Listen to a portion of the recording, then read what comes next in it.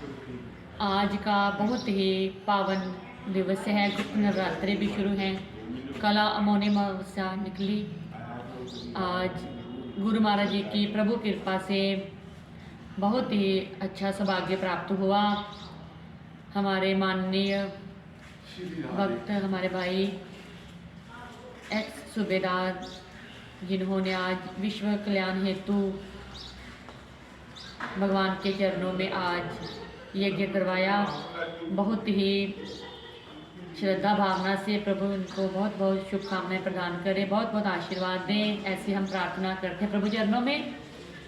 देखो, जो यज्ञ है इसका बड़ा महत्व है। हम भगवान श्री कृष्ण जी गीता में कहते हैं, अन्नाद् भवन्ति भूतानि पर्जन्यादन्न संभव यज्ञाद् भवति पर्जन्यो यज्ञ कर्म समोद्भव। ये जो यज्ञ है, जैसे चक्कर होता है, इसी प्रकार से ही ये जो यज्ञ है इसके माध्यम से ही हर एक को सब कुछ प्राप्त होता है। जो जो वस्तु जहाँ पर पहुँचानी होती है, यज्ञ प्रभु की ड्यूटी लगी होती है, वो वहाँ पर ही प्रदान करते हैं। और इसका बहुत ही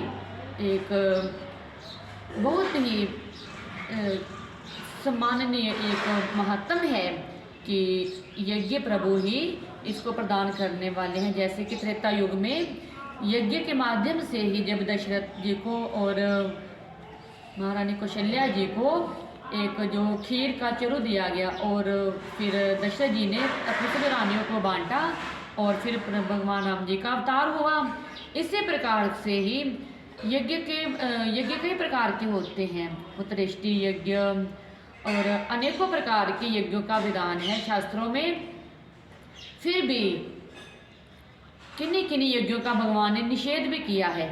लक्ष्मण जी को कहते हैं, रामायण में आता है कि मेघनात्मक करें अपावन खल मायावी देव सतावन। हे लक्ष्मण, जाओ, मेघनाथ यज्ञ कर रहा है। वो यज्ञ कैसा कर रहा है? मेघनाथ मायावी है, खल है, दुष्ट है, और खल मायावी दुष्ट सतावन, अर्थात बड़ा दुष्ट है मेघनाथ और दूसरों को सताने वाला है। जिस कर्म में दूसरों को सताने का भाव आ जाए, दुख पहुंचाने का भाव आ जाए, दूसरों को नष्ट करने का भाव आ जाए, उस कर्म को भगवान स्वयं कहते हैं कि उस कर्म को नष्ट वो करवा देते हैं। और लंका में मेघनाथ यज्ञ कर रहा है। उसका क्या उद्देश्य है? कि दूसरों के प्रति उनका विनाश करना। तो भगवान ने स्वयं आदेश दिया है, लक्ष्मण जाओ उस यज्ञ को मिटाओ। लेकिन जब वो विश्वामित्र जी के साथ जा रहे हैं, वहाँ पर विश्वामित्र जी के यज्ञ की रक्षा स्वयं प्रभु राम जी ने और लक्ष्मण ने की। वहाँ पर मारीच सुबाहु आते हैं, कोई खून फेंक जाता है, कोई हड्डियाँ फेंक जाता है, लेकिन प्रभु श्री राम ने स्वयं उस यज्ञ की रक्षा की, उसको नष्ट नहीं होने दिया। जब यज्ञ शुरू होता है तो वहाँ पर कई प्रकार के मंत्र बोले जाते हैं कि ऐसी छाया ना आए, ऐसी छाया ना आए।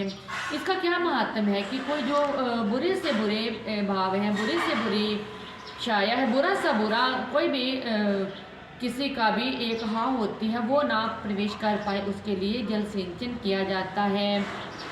जैसे कोई सेती सुरंग भी डालते हैं, उस वहाँ पर एक चक्र सा बन जाता है। इसलिए प्रभु ने उस यज्ञ की रक्षा स्वयं की, क्योंकि विश्वामित्र यज्ञ कर रहे हैं। विश्वामित्र का मतलब क्या है?